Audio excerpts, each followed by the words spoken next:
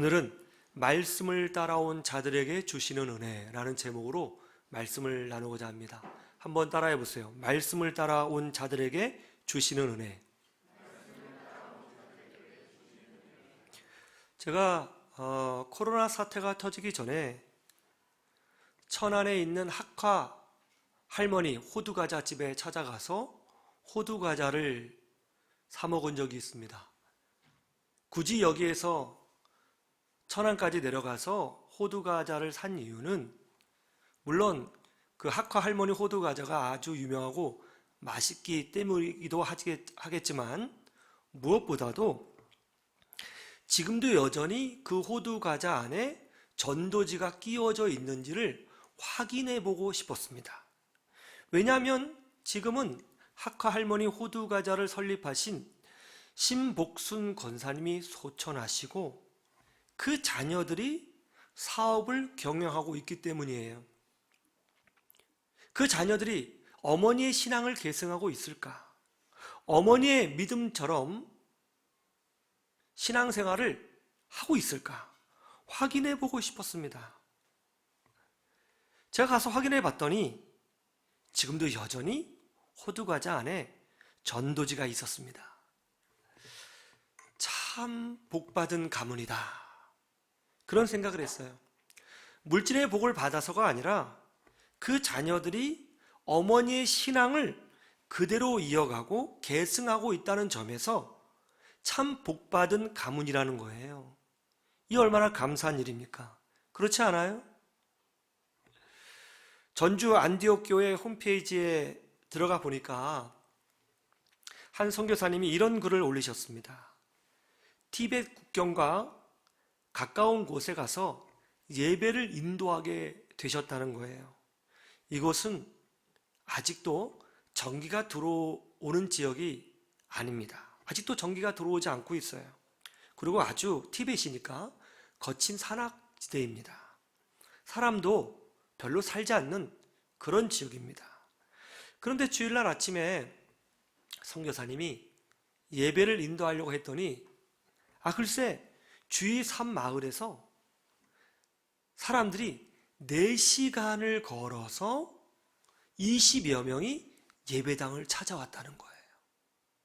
산길을 4시간을 걸어서 말씀 듣겠다고 예배 드리겠다고 찾아왔다는 거예요. 선교사님이 통역을 통해서 말씀을 전하는데 얼마나 감사한 마음으로 말씀을 받는지 선교사님이 감동을 받아서 큰 은혜를 받았다고 기록이 되어 있더라고요. 어느 시대나 이처럼 말씀 따라 사는 사람들이 있죠. 어느 나라, 어느 지역을 가든지 어느 교회를 가든지 어느 곳에 가든지 말씀을 따라 사는 사람들이 있습니다. 오늘 본문에 나온 오병이어의 기적을 체험한 하나님의 백성들이 바로 그런 사람들이에요.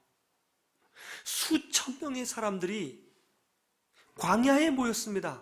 모인 이유는, 이 척박한 땅에 온 이유는, 이 메마른 땅에 온 이유는 하나였습니다. 예수님의 말씀을 듣기 위해서 온 거예요. 오늘날에도 말씀을 따라서 광야에 나가는 성도들이 있습니다. 하나님의 말씀이 있기 때문에, 생명의 양식이 있기 때문에, 예수 그리스도의 말씀이 있기 때문에 광야에 나가는 성도들이 있죠. 말씀을 따라서 개척교회에 가는 성도가 있습니다. 말씀을 따라서 선교지에 가는 주의 백성이 있죠.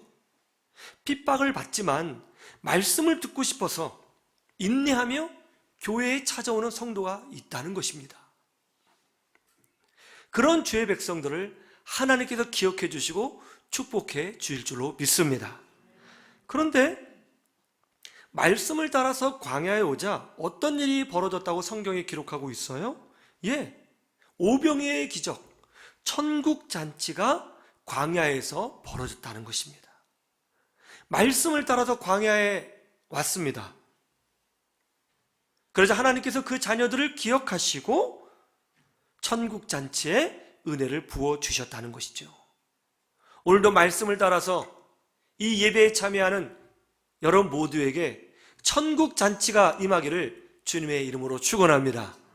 그러면 하나님께서 말씀을 따라온 자들에게 부어주시는 구체적인 은혜가 무엇일까요?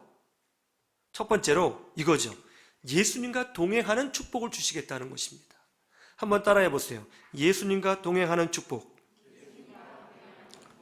우리 10절을 볼까요? 아주 재밌는 말씀이 있습니다. 10절 같이 보죠. 시작. 예수께서 이르시되 이 사람들로 앉게하라 하시니 그곳에 잔디가 많은지라 사람들이 앉으니 수가 5,000명쯤 되더라. 예수님께서 말씀을 따라온 백성들에게 특별한 기적을 보여주고자 하십니다. 이제 주님이 물고기 2마리와 보리떡 5개로 배불리 먹여주셔서 이 광야가 천국이 되게 하시고 이 광야에 천국 잔치가 일어나게 만들어 주실 것입니다. 그런데 그 전에 예수님께서 뭐라고 말씀하셨죠? 이 사람들로 앉게 하라는 것입니다. 여기서 앉게 하라는 것은 양반다리로 앉으라는 뜻이 아니죠. 유대인들의 식사 풍습으로 앉으라는 것입니다. 유대인들은 식사할 때에 항상 비스듬히 누워서 대화를 하며 식사를 합니다. 이때 대화는 보통 대화가 아니죠. 한 2시간 정도 식사를 하는데 대화하고 웃으면서 손뼉 치면서 매우 즐거워하면서 식사를 합니다. 그런 자세로 비스듬히 앉으라고 예수님이 명령하신 거예요. 그런데 유대인들이 항상 이런 자세로 식사하는 것은 아닙니다. 이런 자세로 비스듬히 누워서 식사할 때는 이럴 때만 식사하는 거예요. 언제요? 가족들과 식사할 때, 혹은 친한 친구, 혹은 귀한 손님이 오셨을 때만 비스듬히 누워서 식사를 한다는 거예요. 그런데 예수님께서 광야에 모인 주의 백성들에게 그런 자세로 식사 준비를 하라고 명령하신 겁니다. 그러니까 광야에서 벌어진 오병이어의 기적, 천국 잔치는 무엇을 말한다고요? 말씀을 따라온 자들에게 하나님이 주시는 마음이에요. 그게 뭐예요? 예수님이 지금 그 광야에 모인 사람들을 친구처럼, 가족처럼 여기실 뿐만이 아니라 귀한 손님으로 여기고 계시다는 것을 보여주고 계시는 것입니다. 하나님은 말씀을 따라 광야로 찾아온 주의 백성들을 친구처럼 여겨주시고 가족처럼 여겨주시고 평생 동행해 주시겠다고 약속하고 계시는 것입니다. 여러분도 그런 은혜를 누리시기를 주님의 이름으로 축원합니다. 기독교 TV에서 서준호라는 형제가 아주 특별한 간증을 했습니다. 서준호 형제가 대학에서 성악을 전공했는데요, 2003년도에 친구들과 함께 여행을 가다가 교통사고를 당했습니다. 그래서 목뼈가 부러졌습니다. 전신마비가 되었습니다. 병원에 갔는데 평생 전신마비로 살아야 한다는 거예요. 만약 치유가 된다면 그것은 신이 하시는 일이지 인간으로서는 불가능하다는 것입니다. 목 아래를 전혀 움직일 수가 없었습니다. 나중에는 자가호흡이 안 돼서 산소호흡기로 호흡을 해야 했습니다. 그런데 부모님의 믿음이 대단한 거예요. 부모님들이 아주 뜨거운 분이셨던 것 같습니다.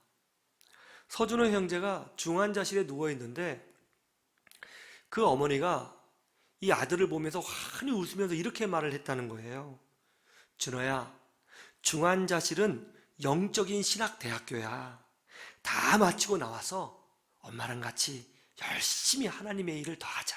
알았지? 준호야, 엄마가 기도할게. 그렇게 말을 했다는 것입니다. 이렇게 믿음으로 선포하고 말씀으로 선포했는데 준호 형제의 상태는 점점 더 악화되어져 갔습니다. 산소호흡기를 너무 오래 끼고 있어서 그 부작용으로 폐에 괴사가 일어나기 시작했습니다. 그래서 어쩔 수 없이 이제 성대 기관지에 구멍을 뚫어서 기관 삽입술로 인공호흡을 해야 한다는 거예요. 그렇게 되면 성대가 망가져서 평생 성악을 할 수 없게 되는 것이죠. 그때 아버지가 수술에 동의하는 서류에 사인을 하고 집에 와서 허탈한 마음으로 쉬다가 잠깐 잠이 들게 되었습니다. 그런데 아주 희한한 꿈을 꾸게 된 거예요. 광야에서 샘물이 터지더니 글쎄 생수가 콜콜콜콜 넘쳐나오는 그런 꿈을 꾸게 된 것입니다. 광야에서 하나님이 뭔가 하시겠구나, 역사하시겠구나, 하나님이 나와 동행하시겠구나, 그런 확신이 들었답니다.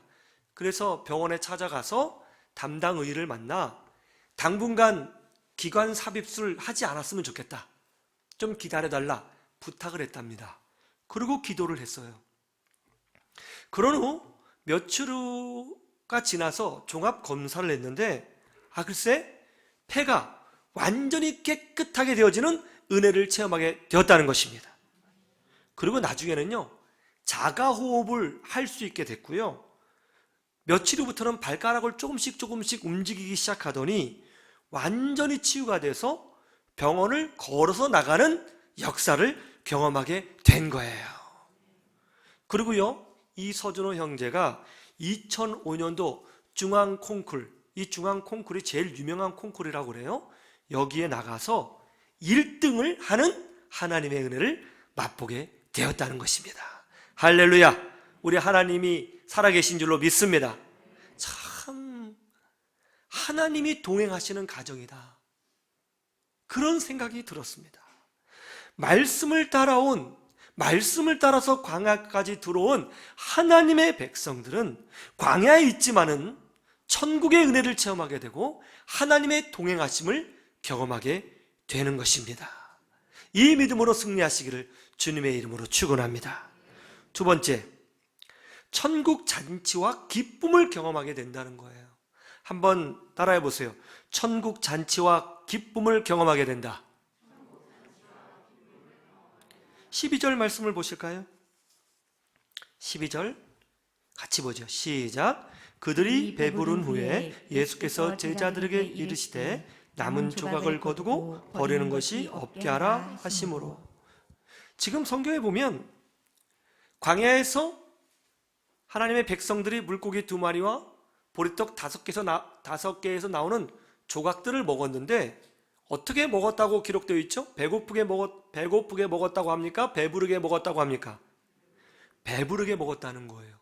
배부름. 이것은 성경에서 천국을 상징하는 중요한 단어인 것입니다. 요한계시록 7장 16절 한번 보실까요? 요한계시록 7장 16절. 요한계시록 7장 16절에 보면 하나님 나라를 이렇게 묘사하고 있습니다. 한번 보세요. 요한계시록 7장 16절.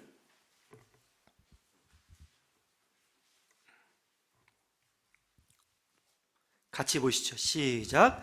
그들이 다시는 줄이지도 아니하며 목마르지도 아니하고 해나 아무 뜨거운 기운에 상하지도 아니하리니. 그렇죠? 천국이 어떤 곳이라고요? 다시는 줄이지도 아니하고 목마르지도 아니하고 어떤 고난에 노출되지 않는다, 그렇게 설명하고 있죠. 천국은 배부름이 있는 곳이요, 만족이 있는 곳이요, 눈물이 없는 곳이요, 절망이 없는 곳이요, 하나님이 통치하는 곳임을 믿으시기를 축원합니다. 지금 말씀을 따라 광야까지 들어온 그 백성들이 지금 이 배부름, 천국을 경험하고 있다는 것입니다. 이것을 통해서 우리가 무엇을 알 수 있죠? 말씀을 따라 하나님을 찾아온 주의 백성들은 광야, 즉 이 세상을 말하는 것이죠. 이 세상에, 이 광야 같은 세상에 살고 있을지라도 천국의 기쁨을 누릴 수 있고 천국의 능력을 체험할 수 있고 하나님의 통치를 경험하며 살 수가 있다는 것입니다. 천국은 저기서부터 시작되는 것이 아니라 바로 이곳에서부터 시작된다는 것입니다.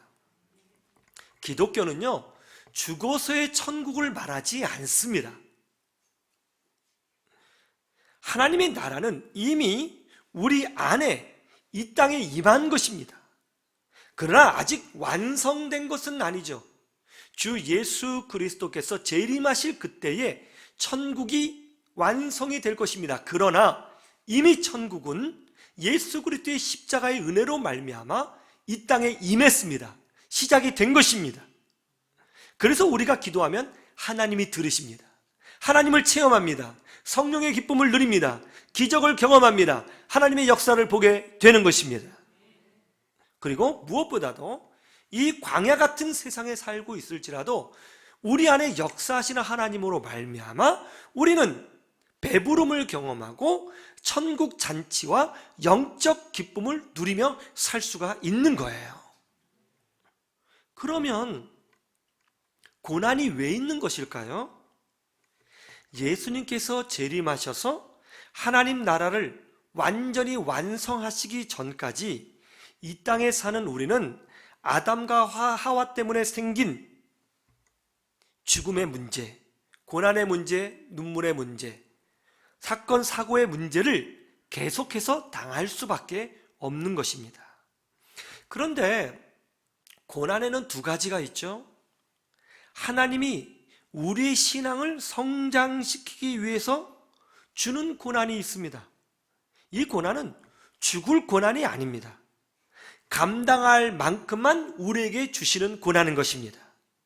그런데 악성 고난이 있습니다. 이 악성 고난이 뭐죠? 이 악성 고난은 바로 마귀가 주는 고난인 것입니다.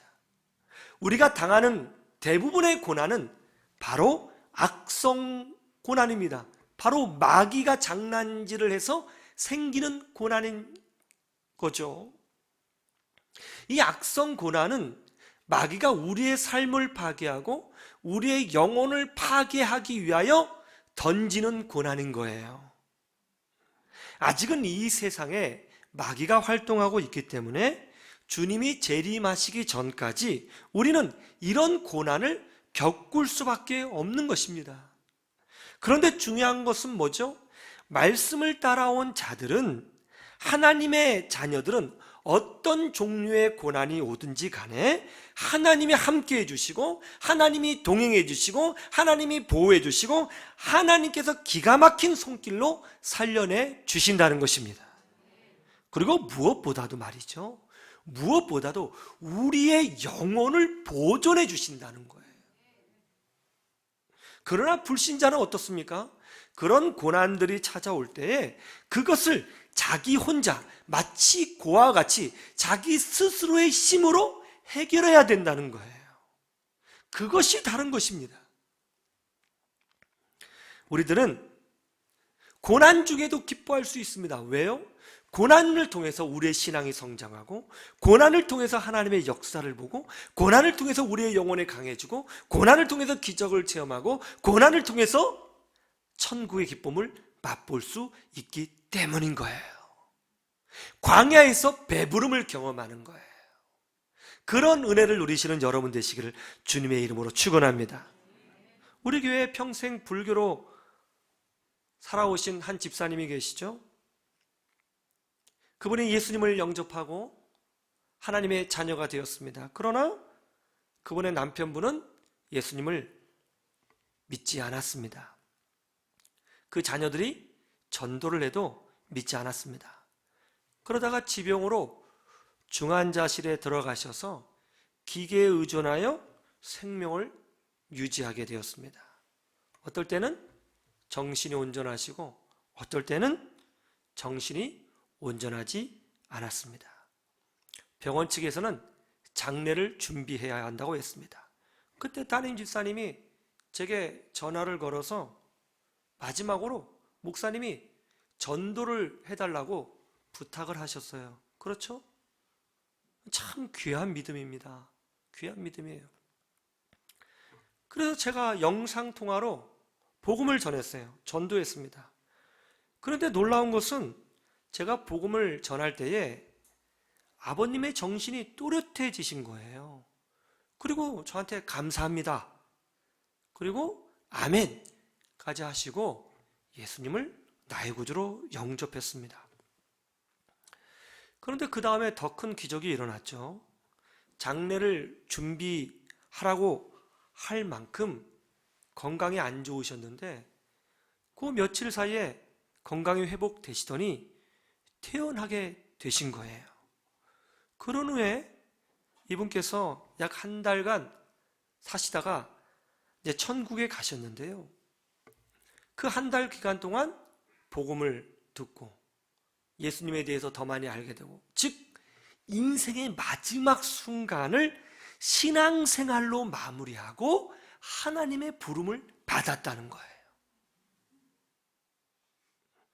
여러분, 이런 것은 하나님이 아니고서는 설명할 수가 없는 거예요. 이것이 바로 천국의 기쁨이요 기적인 줄로 믿으시기를 주님의 이름으로 축원합니다. 말씀을 따라온 자들에게는 지금 이곳에서부터, 바로 이곳에서 천국을 경험하고 영적 기쁨을 누릴 수가 있는 것입니다. 이 믿음으로 승리하시기를 주님의 이름으로 축원합니다. 세 번째, 말씀을 따라온 자들에게는 영적인 부요함을 주신다는 거예요. 한번 따라해 보세요. 영적인 부요함을 주신다. 우리 11절을 보세요. 11절 같이 볼까요? 시작. 예수께서 떡을 가져 축사하신 후에 앉아있는 자들에게 나눠주시고 물고기도 그렇게 그들의 원대로 주시니라. 예수님께서 백성들에게 물고기와 보리떡을 나눠주셨습니다. 그런데 어떻게 주셨어요? 찔끔찔끔 주셨나요? 아니죠. 어떻게 주셨다고요? 원하는 대로 주셨다는 거예요. 여러분, 우리도 믿음의 크기를 키우고 꿈과 비전의 크기를 키워야 될 줄로 믿습니다. 원하는 만큼 채워줄 줄로 믿습니다. 그런데 중요한 게 뭐예요? 이 원한다는 이 표현에서 가장 중요한 건 뭐냐면 바로 천국의 기쁨, 즉 영적인 체험을 말씀하고 있는 것입니다. 영적인 부분에서만큼은 우리 주님은 원하는 대로 채워주시겠다는 거예요. 여러분, 우리 그리스도인들은 다른 거는 몰라도 영적인 면에서만큼은 부자가 되어야 될 줄로 믿습니다. 영혼이 건강해야 되는 거예요. 영혼이 풍요로운 사람이 되어야 될 줄로 믿습니다. 그것이 축복인 거예요. 그런데 많은 사람들이 이걸 모릅니다. 여러분, 영적인 것이 고장나면요, 정신적인 것이 고장나면 아무리 육신이 건강해도 그것은 아무것도 아닌 것이 되어버리고 마는 것입니다. 아무리 이뻐도, 아무리 유명한 명문대를 나와도, 아무리 몸에 근육이 많아도, 집안이 재벌이라고 해도 정신이 온전하지 못하고 영혼이 거지가 되면 그 사람은 정말 비참한 인생을 살 수밖에 없는 것입니다. 그러나 영혼이 부요하고 영혼이 건강하면 절망 속에서도 일어나고 아픔 속에서도 일어나며 희망을 노래하며 결국 승리하는 복된 인생을 살게 되는 것입니다. 우리나라에서 기업 마케팅 최고 1인자였던 분이 조서환 사장님이시죠. 이분은 오른손이 없는 장애인이었습니다. 군대에 있을 때에 수류탄이 바로 뒤에서 터져서 등이 벌집이 되고 오른손이 잘려나갔습니다. 그때부터 장애인으로서의 절망과 아픔을 가지고 살게 되었습니다. 병원에 누워 있는데 하루는 여자친구가 찾아왔답니다. 그 여자친구가 팔이 잘려나간 자신의 모습을 보면서 이런 말을 하더래요. 이제 정말 내가 필요하겠네. 내가 도와줄게. 함께 해줄게. 우리 결혼하자. 그래서요, 정말 착한 자매죠. 그 자매랑 결혼했어요. 믿음이 좋은 자매입니다. 그때 조소한 사장님이 고민을 했답니다. 내가 무엇을 해서 먹고 살까? 육체를 이용해서는 먹고 살 수가 없구나. 그러면 입으로 먹고 사는 직업을 택하자. 그래서 이분이 영어 영문과에 진학을 하게 되었답니다. 이제 대학을 졸업하고 나서 취업 자리를 알아보는데 이력서를 넣는 곳마다 불합격 통보를 받는 거예요. 바로 면전에서 불합격 통보를 받게 되었답니다. 수십 곳, 수백 곳을 넣었는데 다 불합격이었어요. 처음에는 믿음을 가지고 기쁨으로 도전을 했지만 계속 불합격 통보를 받으니까 장애인은 안 되나 하는 좌절감과 함께 울분이 터져 나오더라는 것입니다. 다 포기하고 싶었습니다. 그런데 아내가 이런 말을 하더라는 거예요. 여보, 우리 하나님 믿는 사람이잖아요. 우리 하나님 믿는 사람이 어떻게 이렇게 포기할 수 있어요? 우리 하나님 믿는 사람이잖아요. 끝까지 하나님께서 응답하실 때까지 기도해보고 도전해보자고요. 하나님이 역사의 주인이심을 우리가 믿고 있잖아요. 우리 같이 기도해요. 그래서 그때부터 새벽 기도도 나가고 주일마다 예배 드리고 나면 더 간절히 눈물로 기도하고 그랬답니다. 그런데 그렇게 기도하고 하나님의 은혜를 사모하는데 정말 마음이 치유가 되면서 영혼이 강건해지는 은혜를 체험하더라는 거예요. 자신감이 생기더라는 거예요. 뭔가 알 수 없는 영적인 충만함, 그런 것이 생기더랍니다. 그러고 나서 나중에 애경그룹의 면접을 보게 되었습니다. 애경그룹에. 그런데 면접 중에 면전에서 거절을 당한 거예요. 면접실에 나왔는데 그때 순간적으로 마음에 어떤 영적인 용기가 막 자기 가슴을 사로잡더랍니다. 그래서 다시 면접실로 들어갔답니다. 그리고 큰 소리로 외쳤답니다. 사람이 손만 가지고 일합니까? 머리와 가슴으로 일하는 겁니다. 저도 왼손으로 글을 쓸 수 있습니다. 그런데 제가 왜 안 됩니까? 제가 나쁜 짓을 하다가 손을 잃은 것이 아니라 나라를 지키다가 손을 잃은 겁니다. 저도 다른 사람처럼 일할 수 있고 더 잘할 수 있습니다. 이게 얼마나 무례하고 기가 막힌 상황이에요. 끌려 나갈 판이죠. 그런데 그 면접관 중에는 회장님이 있었던 모양입니다. 그 회장님이 갑자기 자네 지금 그거 말한 거 영어로 해봐 하더라는 거예요. 그래서 깜짝 놀라서 자기 했던 말을 영어로 표현했답니다. 그러자 그 자리에서 합격! 하더라는 거예요. 그 후 마케팅을 연구해서 한국 최고의 마케팅 전문가가 되었고 KTF 사장의 자리까지 오르게 된 것입니다. 말씀을 따라온 자들에게는 하나님께서 이와 같은 영적인 강함과 부요함을 부어주시는 줄로 믿습니다. 이 코로나 기간에 여러분 말씀 붙들고 사십시오. 그래서 무엇보다도 여러분의 영혼이 강해지고 건강해지고 부유해지는 축복을 누리시길 주님의 이름으로 축원합니다. 여러분 다 필요 없습니다. 영적으로 부유한 것이 가장 큰 축복인 것입니다. 이 믿음으로 승리하시기를 주님의 이름으로 축원합니다. 축원합니다. 기도하겠습니다.